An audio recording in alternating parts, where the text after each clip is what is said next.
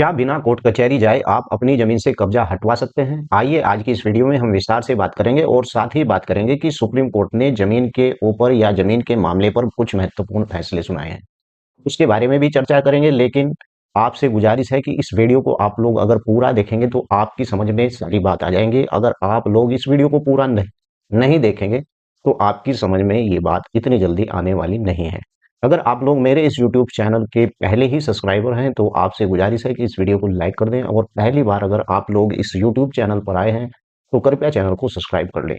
यानी कि supreme court के जो जमीन के मामले को लेकर यानी कि एक महत्वपूर्ण फैसला अभी एक और सुनाया गया है। अब 12 साल तक की जमीन पर यानी कि जिसका कब्जा होगा वही उस जमीन का मालिक होगा, लेकिन यह फैसला प्राइवेट जमीन पर ही लागू होगा, लेकिन किसी भी सार्वजनिक उपयोग की भूमि पर इस प्रकार का फैसला लागू नहीं होगा।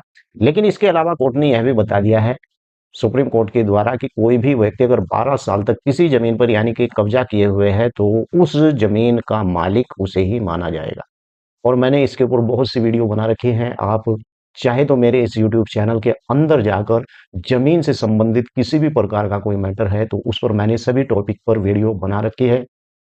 लगभग उत्तर प्रदेश राजस्व संहिता की पूरी जो है जो अधिनियम है उसके ऊपर मैंने विस्तार से वीडियो बना रखी है। बाशर्ते कोई भी व्यक्ति यानी उस जमीन पर अपना अधिकार नहीं जताता हो, और यह फैसला उन लोगों के लिए महत्वपूर्ण है जिनकी जमीन पर कब्जे को लेकर संघर्ष हो रहे हैं। यानी कि जो कब्जा कानून है, कब्जा कानून को लेकर इस प्रकार का मैटर सामने आया और सुप्रीम कोर्ट के द्वारा यानी इस प्रकार का फैसला यानी कि सुना दिया गया है। बिना कोर्ट कचहरी के चक्कर लगाए, मान लीजिए कि आपकी भूमि है और उस पर कब्जा हो गया है और आपको लगता है कि भाई अब कोर्ट कचहरी के चक्कर लगाने पड़ेंगे हैं, तो आदमी ये सोचकर पीछे हट जाता है, यार बहुत लंबी प्रक्रिया शुरू हो रही है और पता नहीं कितना समय इसमें लग जाएगा। लेकिन सुप्रीम कोर्ट ने इस बार इस प्रकार से बिना कोर्ट कचहरी चक्कर लगाए कैसे आप कब्जा हटा सकते हैं अवैध अवैध जमीन पर। जो कब्जा करता है, जो जमीन पर अवैध कब्जा करता है, उस आदमी को वहां से कैसे हटाया जाएगा। यानी कि प्रॉपर्टी के इस प्रकार से बढ़ते रेटों के साथ साथ ही यानी कि अगर आपकी जमीन है तो वहां पर आपकी जमीन का अगर रेट भी बढ़ रहा है, आपने इस प्रकार की जमीन लेकर घेर रखी है, उसके ऊपर कोई साइन बोर्ड नहीं लगा रखा है, चार दीवारी नहीं कर रखी है और वो भूमि वैसे ही पड़ी हुई है, तो भाई कब्जेदार की कोई गलती नहीं।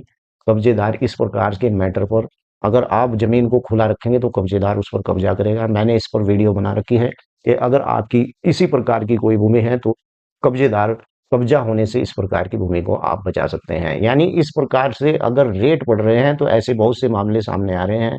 ऐसे में अधिकतर लोगों को अवैध कब्जा करने में राहत पाने के लिए कोर्ट सुप्रीम कोर्ट यानी कि इस बार जो लेटेस्ट डिसीजन है कचहरी के चक्कर लगाने पड़ते हैं। लेकिन आज मैं आपको बताऊंगा कि सुप्रीम कोर्ट के द्वारा बताए गए ऐसे तरीके के बारे में मैं आपको इस वीडियो में बताऊंगा जिससे आप बिना कोर्ट कचहरी के चक्कर लगाने से अच्छा है अपने अवैध कब्जे को जैसा कि मैंने आपको बताया कि जमीन के कब्जे को लेकर आए दिन इस प्रकार के मामले सामने आते रहते हैं जिसमें प्रॉपर्टी पर अवैध कब्जा होने की बात होती है। बहुत से ऐसे मामले हैं जिनमें यही बात आपको सामने देखने को मिल जाती है।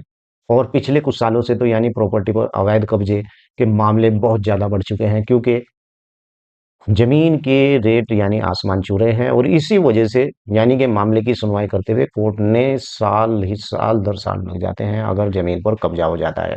लेकिन इसके बाद इंसाफ नहीं मिल पाता है। ऐसे में कोर्ट कचहरी यानी कि चक्कर लगाना जो आपके बिना आपकी प्रॉपर्टी के बिना उस पर अवैध कब्जा रोक सकते हैं, ये तरीका बहुत ही सुप्रीम कोर्ट ने अपने हाल ही फैसले में यानी बताया है कि किस प्रकार से आप अपनी भूमि के ऊपर यानी कब्जा रोक सकते हैं। सुप्रीम सुप्रीम कोर्ट ने बड़ा एक फैसला सुनाया है।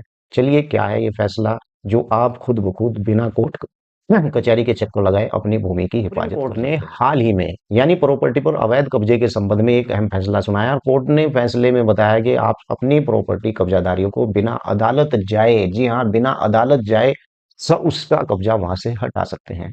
इस मामले में यानी कि आपने एक पुराना फैसला सुना होगा सुप्रीम कोर्ट के माध्यम से पूनाराम बनाम मोतीराम। इस मामले की सुनवाई करते हुए ही कहा था कि सुप्रीम कोर्ट यानी कि ने ये स्पष्ट किया था कि कोई भी व्यक्ति किसी भी अन्य संपत्ति पर गैर कानूनी तरीके से कब्जा करके उस पर अपना दावा नहीं कर सकता है और न्यायिक हस्तक्षेप के बिना उसे वहां से हटाया जा सकता है कब्जे को। अगर आपकी प्रॉपर्टी पे कोई व्यक्ति मान लीजिए कब्जा कर लेता है और इस परिस्थिति में यानी पीड़ित पक्ष स्वयं कानूनी प्रावधान के मुताबिक या फिर आप शासकीय सहयोग या फिर न्यायिक हस्तक्षेप करके यानी उसका कब्जा हटा सकते हैं। हालांकि यह जरूरी है कि उस प्रॉपर्टी पर वैध मालिक हो और उसका टाइटल उसके अपने नाम हो। ऐसा नहीं है कि भाई जमीन तो किसी और की है और फिर ताकत कोई और दिखा रहा है।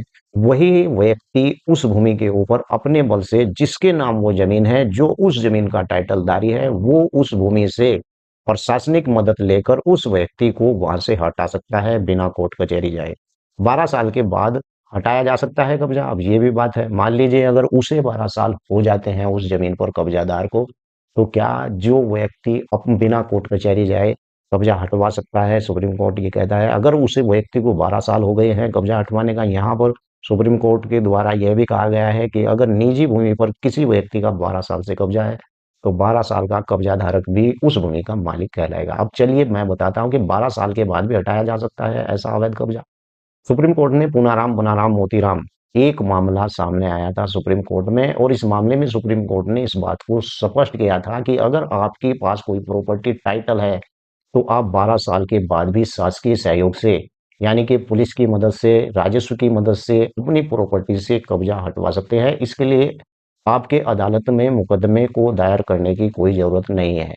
यानी कि पूनाराम मोतीराम के इस मामले में सुप्रीम कोर्ट ने कहा है कि अगर 12 साल से भी पुराना कब्जा है और उस व्यक्ति के नाम उस भूमि का टाइटलधारी व्यक्ति है, तो वो शासकीय मदद लेकर और अपने ताकत के आधार पर उस व्यक्ति को बिना कोर्ट कचहरी जाए वहां से हटा सकता है। लेकिन इससे सेक्शन के तहत कोई कार्रवाई, आपके पास प्रॉपर्टी टाइटल नहीं है तो कब्जेदार भी 12 साल के बाद समय से है तो आपको अदालत में केस करना होगा। और इस तरह के मामले में यानी स्पेसिफिक रिलीफ एक्ट 1963 यानी बनाया गया है प्रॉपर्टी के अवैध कब्जा हटाने के लिए। यानी कि स्पेसिफिक रिलीफ एक्ट की धारा 5 का एक प्रावधान है और मैंने इस पर विस्तार से वीडियो बना रखी है। इस धारा 5 स्पेसिफिक रिलीफ एक्ट धारा 5 के अंतर्गत किस प्रकार का प्रावधान है, विस्तार से वीडियो बना रखी है, आप चाहे तो उस वीडियो को देख लेना। और हालांकि यानी कि प्रॉपर्टी विवाद के मामले में यानी पहले स्टे प्राप्त करना चाहिए ताकि कब्जा करने वाले व्यक्ति को कोई निर्णय ना ले सके और उसे ना भूमि को बेच सके। मान लीजिए कि आपकी कोई भूमि है और उस पर किसी के द्वारा कब्जा कर लिया गया है। अब आप सोचेंगे कि यार कहीं इस भूमि को ये बेच ना ले, तो आपको इस हिसाब से जाकर उस भूमि पर स्टे ले लेना चाहिए। अब जानते हैं कि धारा 5 क्या कहती है। स्पेसिफिक रिलीफ एक्ट की धारा 5 कहती है कि धारा 5 के मुताबिक यानी स्पेसिफिक रिलीफ एक्ट के मुताबिक अगर आपके पास प्रॉपर्टी का टाइटल नहीं है और किसी ने उस पर अवैध रूप से कब्जा कर लिया है तो आप उसे खाली कराने के लिए सिविल प्रक्रिया यानी सीपीसी क्या होता है इसके तहत यानी अदालत में मुकदमा दायर कर सकते हैं। और जमीन पर अवैध कब्जे को लेकर एक नियम और भी है जो मैं आपको इस वीडियो के अंदर बता रहा हूँ। ये मामला राजस्थान के बाड़मेर जिले में पूनाराम से जुड़ा हुआ मामला है और ये बहुत ही चर्चित मामला है। इस मामले के दौरान 1966 में एक जमींदार ने कई अलग-अलग जगहों पर जमीन प्रॉपर्टी डिस्प्यूट को खरीदा था और ऐसे में पूनाराम यानी कि जमीन पर मालिक हक का दावा किया तो उसे पता चला कि उस जमीन पर मोतीराम नाम के व्यक्ति का कब्जा है। और हालांकि मोतीराम के पास जमीन कोई कानूनी दस्तावेज मौजूद ही नहीं थे।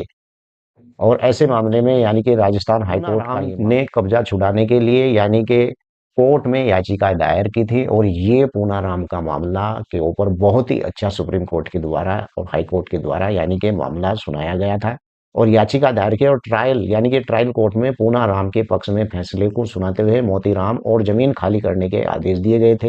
हालांकि मोतीराम ने इस फैसले के खिलाफ राजस्थान हाई कोर्ट में अपील दायर किया था और इसके बाद हाई कोर्ट ने ट्रायल कोर्ट के फैसले को पलटते हुए मोतीराम के कब्जे से अवैध ठहराया। उसके बाद मोतीराम पूनाराम के इस फैसले के खिलाफ सुप्रीम कोर्ट में अपील दायर की गई थी और सुप्रीम कोर्ट ने भी यही बात कही थी। क्या बात कही थी सुप्रीम कोर्ट ने? कि सुप्रीम कोर्ट ने कहा था कि पूनाराम के पक्ष में फैसले को सुनाते हुए यानी इस बात को बताया सुप्रीम कोर्ट ने कि जिस व्यक्ति के पास जमीन यानी का टाइटल है और शासकीय सहयोग के कब्जे से उस जमीन का कब्जा छुटवा सकता है भले ही उसका कब्जा 12 साल का ही क्यों ना हो। मोतीराम ने अपने मामले के दौरान तर्क देते हुए कहा था कि उसका कब्जा 12 साल के ज्यादा समय से जमीन पर कब्जा है, लिमिटेशन एक्ट की धारा 64, यानी कि जिस पर मैं बहुत सी वीडियो बना रहा हूँ, लिमिटेशन एक्ट 1964 के मुताबिक ऐसे मामले में कब्जा हटाया नहीं जा सकता। वही बात आ गई ना कि पूनाराम मोतीराम के मामले में सुप्रीम कोर्ट के द्वारा कहा गया था कि जिस व्यक्ति के नाम उस भूमि का टाइटल है, वो व्यक्ति उस भूमि से राजस्व की मदद लेकर, प्रशासन की मदद लेकर, खुद की ताकत पर उस भूमि के कब्जे को वहां से हटा सकता है, भले ही कब्जा 12 साल पुराना क्यों ना हो। लेकिन यहाँ पर मामला ऐसा हुआ कि जब उस कब्जे के आदेश दिए गए कि इस प्रकार से भी हटा सकता है, तो लिमिटेशन एक्ट की धारा के अंतर्गत मुताबिक ऐसे मामले का कब्जा 12 साल अगर हो जाते हैं नहीं हटाया जा सकता है। हालांकि सुप्रीम कोर्ट ने इस दलील को खारिज करते हुए बताया कि यह सिर्फ उन जमीनों पर लागू होता है जिनका कोई मालिक नहीं होता है। अगर आपकी भूमि है और आपकी भूमि के आपके पास टाइटल है, आपके पास उसका कब्जा है, नाम कब्जा नहीं है, नाम है, और 12 वर्ष हो जाते हैं, तो बेशक आप उस भूमि से कब्जा हटवा सकते हैं, भले ही उसे 12 साल हो गए हैं। लेकिन ये जो 12 साल तक का कब्जा है, ये कब्जा उन्हीं लोगों का होता है जिन लोगों की भूमि के ऊपर जिनका कोई मालिक नहीं होता है। तो आइए जानते हैं कि आखिर आपको इस भूमि पर मालिकाना हक पाने के लिए किन किन डॉक्यूमेंट्स की जमीन पर कब्जा पाने को या फिर कब्जा हासिल करने के लिए कई प्रकार के कागज महत्वपूर्ण हो सकते हैं। और वो कौन कौन से? कुछ सामान्य कागजात के लिए जमीन से कब्जे को से संबंधित हो सकते हैं। कैसे? नंबर एक, रजिस्ट्री बैनामा, यानी कि ये जो रजिस्ट्री बैनामा है, ये एक महत्वपूर्ण दस्तावेज होता है जमीन का, इससे मालिकाना हक भी दर्शाया जा सकता है। नंबर दो, जमाबंदी दस्तावेज, जमीन के मुताबिक यानी अधिकारों के दायित्वों को विवरण होता है इसके अंदर। और पट्टे का वह दस्तावेज जो सरकार ने आपको पट्टा आवंटित करते समय वो कागज दिया था। नंबर पांच, विक्रय पत्र, यानी यह दस्तावेज जमीन की बिक्री को दर्शाता है। और नंबर छह, कब्जा प्रमाण पत्र, दस्तावेज जमीन पर कब्जा दर्शाता है। और उसी के साथ नक्शा, क्या होता है? नक्शा वह वो दस्तावेज होता है जिससे जमीन की सीमाओं का क्षेत्रफल यानी कि निकलकर सामने आता है। तो इस प्रकार से मैं आपको बता दूं कि इस प्रकार से आप अपनी भूमि के जो डॉक्यूमेंट्स हैं वो आपके पास है, वही आपको उस भूमि के मालिकाना हक भी दर्शाते हैं। वीडियो कैसी लगी है वीडियो के नीचे लिखकर जरूर बताएं। आपका कोई सवाल है तो जरूर लिखें, और कोई भी आप सवाल पूछना चाहते हैं तो वीडियो के नीचे लिख सकते हैं। वीडियो को लाइक करना ना भूलें। जय हिंद, जय भारत, खुदा हाफिज।